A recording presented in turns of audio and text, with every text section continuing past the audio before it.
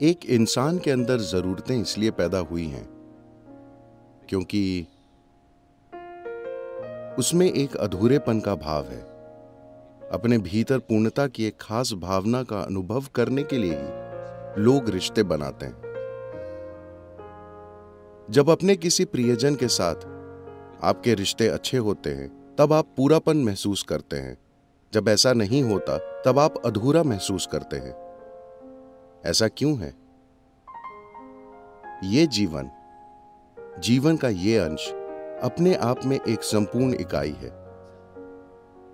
तो ये अधूरा क्यों महसूस करता है और एक दूसरे जीवन के अंश के साथ साझेदारी करके ये खुद को तृप्त करने की कोशिश क्यों करता है? इसकी बुनियादी वजह यह है कि हमने इस जीवन को इसकी पूरी गहराई और आयाम में नहीं खोजा है। हालांकि उनका आधार वही है, लेकिन रिश्तों की प्रक्रिया अपने आप में जटिल होती है। इसमें उम्मीदें होती हैं और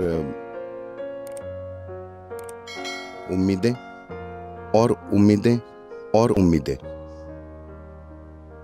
ज्यादातर लोग ऐसी उम्मीदें बना लेते हैं कि धरती पर कोई ऐसा इंसान नहीं होगा जो उन उम्मीदों को कभी पूरा कर सके।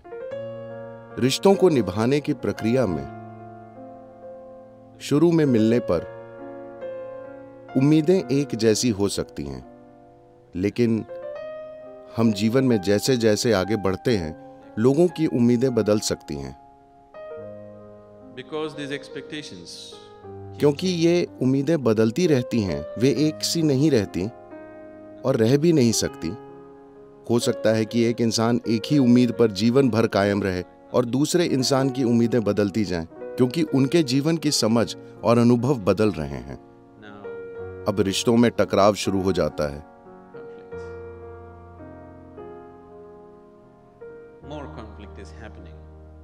दुनिया में कहीं भी हो रहे टकरावों की तुलना में घर की चारदीवारी के भीतर ज्यादा झगड़े होते हैं।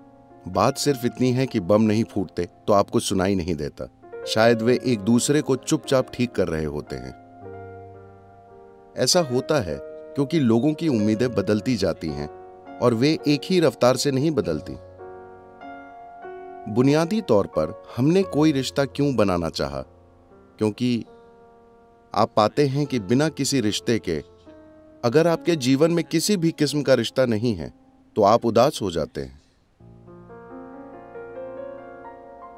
तो बुनियादी तौर पर आप एक रिश्ता चाहते हैं क्योंकि आप खुश होना चाहते हैं, आप आनंदित होना चाहते हैं, या दूसरे शब्दों में आप दूसरे को अपनी खुशी के स्रोत की तरह इस्तेमाल करने की कोशिश कर रहे हैं।